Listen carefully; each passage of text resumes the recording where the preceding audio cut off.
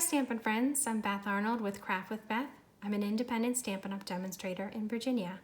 Thank you for joining me. In today's video, I'm going to show you how to make this adorable Aromatherapy inhaler box, perfect for celebrating International Essential Oils Day. Inside the box is an Aromatherapy inhaler.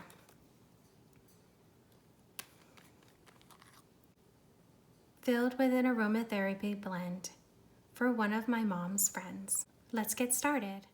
Start with a piece of cardstock that measures 4.5 inches by 5.5 inches. On the Simply Scored scoring tool, place the 4.5 inch side along the top of the scoring tool. Score at 1 inch, 2 inches, 3 inches, and 4 inches. Rotate the cardstock counterclockwise so that the smaller scored area is along the top. Score at 1/2 inch, 1.5 inches, and 4.5 inches. Next, fold and burnish all of your score lines.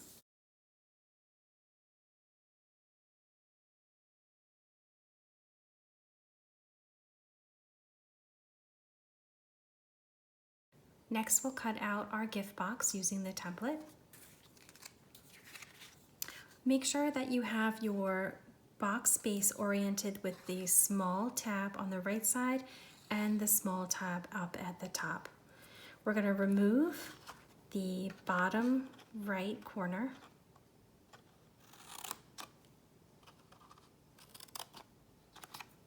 And we're also going to remove the top right little square and the top right rectangle.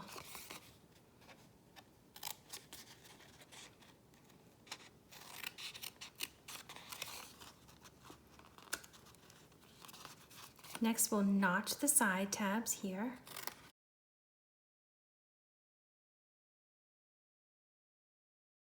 Next, we'll cut up the bottom tabs all the way across the bottom, cut up until the next perpendicular score line. These will make our bottom tabs. Next, we're going to move over to the top. I'm going to rotate my template so it's easier to cut, and I'm going to rotate my box as well. You don't have to, but it just is easier for me to see that. Okay, so we're going to remove the whole right area here, the big rectangle and the smaller narrow rectangle.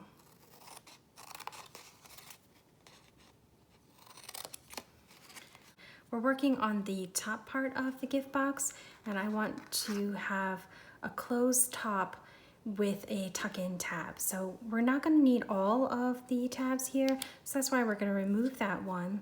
And then we are going to cut up each individual tab, and we'll do some cutting on them individually.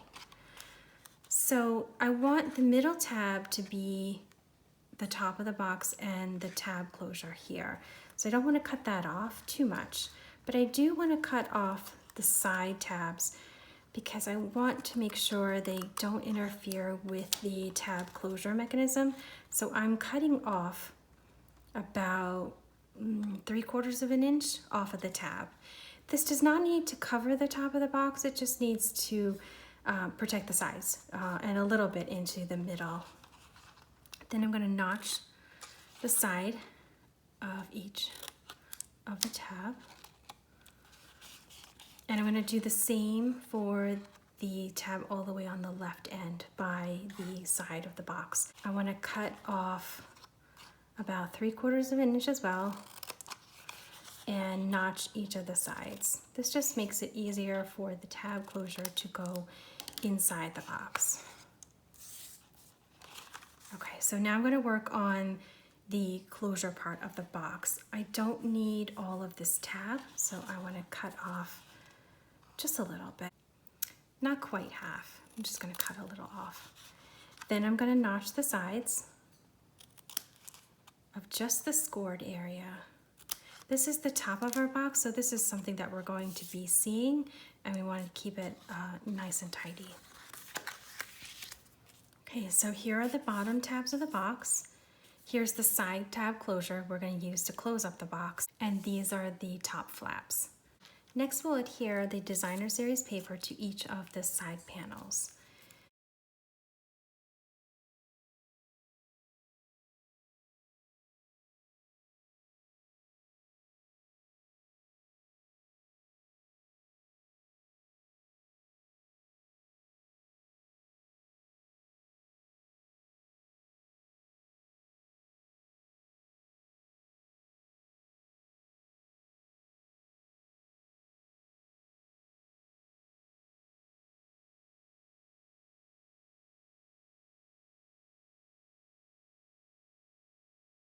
Next, we'll close the box. Flip your box over to the back with the tabs at the top. Fold one section back and add glue or tear and tape to the side tab. Fold the rightmost side over and adhere it shut.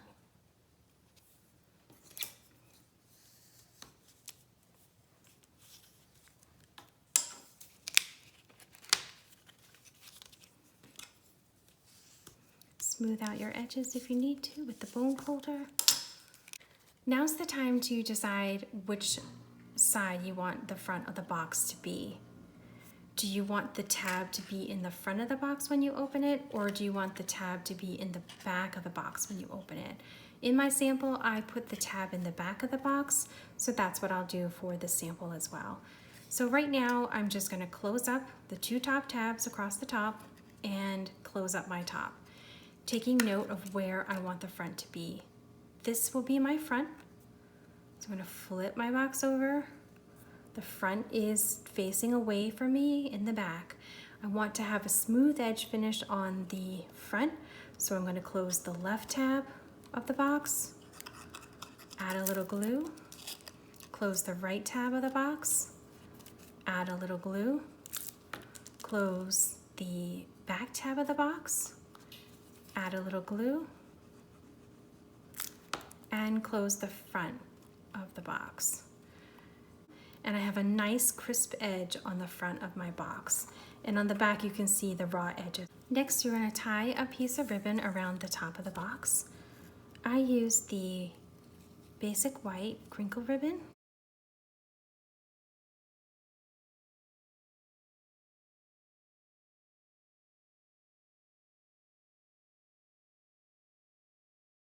Today's project uses the Simply Fabulous stamp set. We're using the For You stamp and the label die from the Potted Succulents die.